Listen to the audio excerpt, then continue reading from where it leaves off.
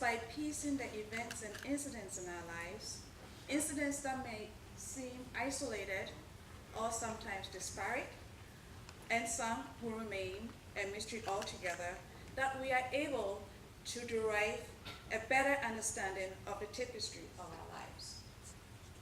We all have a story, the story of our daily living that continuously unfolds within a community and within a broader world. But because our stories are nuanced, we cannot tell it in one standing or sitting or contain it within the pages of one book. It is this exercise in reflection that I tell my story. I remember spending the earlier years of my life with my siblings in someone's garage in the capital city of Ghana, Accra. It was the rent my parents could afford while my dad went off to get a college education. I don't remember if this one-room abode had windows, but what I vividly recall is the power of imagination that my mother instilled in us. She taught us that we shouldn't often dwell on our immediate circumstances, but develop a lens through which we saw the possibilities for our lives and the world we wanted to live in. She told us that in every frame where we focus our lens, there's going to be distractions, but the onus was on us to determine what we focus our lives on. It was displays of imagination that I often escaped to. My dad did get his education, and we did move out of the confines of the garage to a small village where we had a decent cottage. This was the place where my dad taught in a local secondary school. It is this isolated place that an American anthropologist I only recall as Davis paid us a visit. Davis had befriended my father when he was in college, and he was on his journey back to the United States, and he wanted to come and bid his farewells.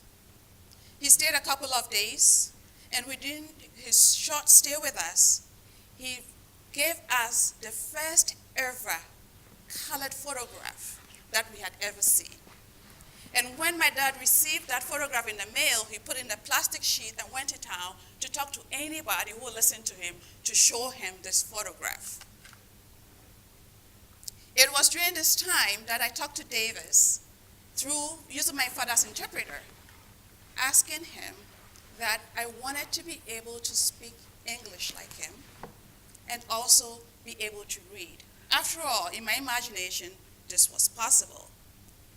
He obliged, and he went on to send me the entire series of the Adventures of Tintin. It was the Adventures of Tintin that I would roam its pages with its characters alongside Tintin and his orphan sidekick, Captain Herzog, and his very trusty pup, Snowy. It was through these pages that I realized that imagination that my mother has instilled in us, reading at the age of 11, was just an expansion of this imagination. And now had the whole world where Tintin went to explore. Life did get better. I stand here today. But in between the confines of the garage and here, there was the burdensome weight of poverty that nibbled at my dreams and threatened to derail my aspirations. Poverty, to me, seemed like a status, an all-encompassing status that consumed self and stripped you of your dignity. We are the perpetual end of other people's recommendation on how we could become valuable members of society. Rarely were we ever asked what our opinions were or what we thought of a situation. After all, I presume, if we had answers, we wouldn't be poor. In contrast to that, was the tremendous gift of the stranger, of the other, who seemed to suddenly enter our lives and almost quickly disappear, like ether. But before they left, they wrote stringently paragraphs in our life stories, editing pages and giving us an alternative course for the better. It was the gift of strangers that I got to read at the age of 11, and it was the gift of strangers that I got a solid education. But in all of these successes, as I did well, it didn't get lost on me that everyone that I left in the village was still stuck there. Not because I was intelligent or more intelligent than them. It was because I got opportunity to get out.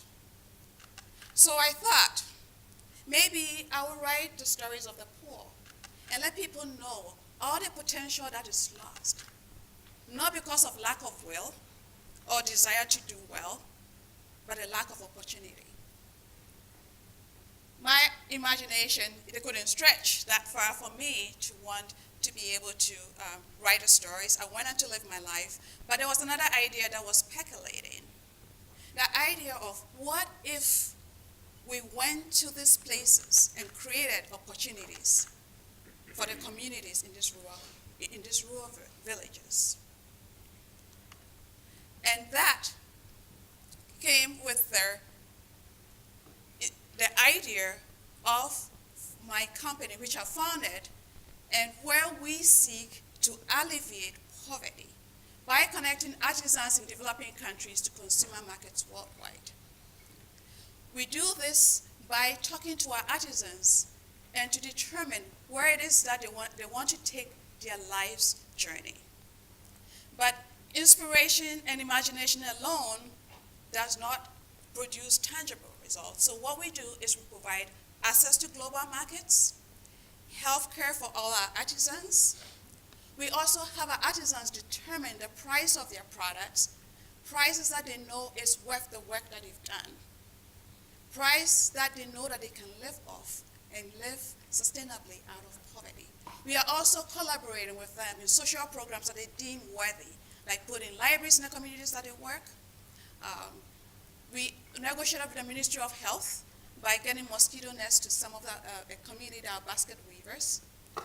And over a period of a year in working with artisans, I'll give you a case and story of Dan. When I met Dan, I asked him, where do you see our partnership taking us? And without giving it a second thought, he said, I wanted a library. I want a place where we can give alternatives to the children in this community so that they can see the broader world out there. And within a year of working with Dan, he had found a room, a 10 by 12 room, that he wanted us to fill with books. We did that. And the children loved it. And in trying to have their parents read to them, they invariably found themselves teaching their mothers to read. So they got together, got the chief of the town to donate land so they could get a bigger library where the children would get to read. Then there is the story of Joseph. When we met with Joseph, he is a basket weaver, and I asked him what it is that he expected of us. He said something as simple as, I want to be able to afford more than a millet. Little did I know how much was packed in that sentence. 2 years later, going back and visiting the basket weavers community with some of my board members, Joseph could hardly contain himself. He had something that he wanted to show us. So walking through dust and other little huts, we finally arrived at a place where he says, I want to show you my hut, my 2-bedroom hut. I have always wanted to have a place for myself where I could live with my wife and family. I wanted to be able to move out of a 1-bedroom house of my parents and create a house of my own. I could relate. And with such grandiose, he just flourishly showed us that, when I started getting the money from the baskets, I put some aside, and when I had enough, I got my neighbors to help me, and we put it all the way to the ceiling. We are just left with windows. And he said, we have more. I want to show you a group of basket weavers who have something to tell you. So we followed him, and we went to the community, several communities of basket weavers. And in looking at the faces of the elderly women, I saw the dogged determination that my mom had in scraping something out of nothing. And when they began to tell me their stories of, we want to thank you that you have elevated basket weaving, which is considered the vocation of the poor, to an art. Because I told them what you do is art, and artists sign their work. So from here on, everybody is going to write their name and append it to their baskets. Many of them have never written their name, and they didn't know how to write their name, but their children did. Some community member did, and their names got on the baskets. And the woman said, now my baskets are so beautiful, it's difficult for me to part with it. But I do know that when that basket leaves here and gets to somebody, it's going to go with my name, and somebody is going to know that someone made this, and someone made it with pride. It was out of this conversation that they decided that, why don't we name all our baskets Asumtaba? What is Asumtaba, I asked? It means helping each other succeed. We wanted to change the mindset of the poor, and by that name, helping each other succeed, they've elevated themselves out of the status of the poor and waiting for someone to come and help them, put the level of, we are all doing this together, and we are doing well. And then there's the story of Nino. He profoundly said, I want to challenge myself and do something worthwhile with it.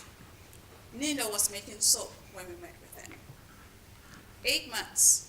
In working with Nino, he calls me and says, hey, Kate, guess what? And I said, what? He says, I applied to medical school, wrote the test, and I got accepted. I said, what? Who's going to make my soap? I said, that is really important, right? It's better than going to medical school. He says, actually, I did the math and came to the conclusion that if we did what we're doing and nothing changed, how much you are selling at the moment is going to pay for 40% of my tuition. So I just wanted to know that you need to sell more soap so I can buy textbooks. And by the way, I got their share by the women together to form a cooperative so that they could have a better bargaining power. Because when they stand singly, they don't make enough money, or they don't have much bargaining power to be able to make enough money to take care of themselves. So now we have Nino the soap maker, the activist, and the to-be MD. In all of this, we did not create these aspirations or dreams. What we merely did was enable them. To dare the artisans to go dig their dreams, dust them off, look at them, and say, perhaps we can presume to start rewriting our dreams. And so, I would like to leave you with this photo. Oftentimes, we are presented a photo like this, maybe in a fundraiser, and we tend to linger on a little bit too much on the physical or the depravity of it. Yes, there is poverty, but there is a greater story in this photo.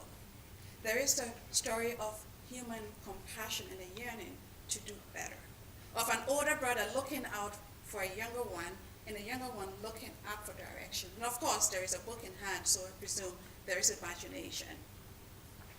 When we look at this photo and we see the deeper story that is unfolding, and we are called to solve the issues of poverty, we take a better approach of treating the people we are dealing with of potential, not people who are stuck in a place that we need to dump our solutions on. In all of our life stories, if all of us do have one, when we reflect, we realize that all of us, irrespective of where we find ourselves, a lot of people have contributed to our life stories. And in each weekend, we get opportunity to write our story and contribute to the story of others. Let's not squander that opportunity. Let's not give this moment away. And let's endeavor to write the stories well as members of the human population. Thank you.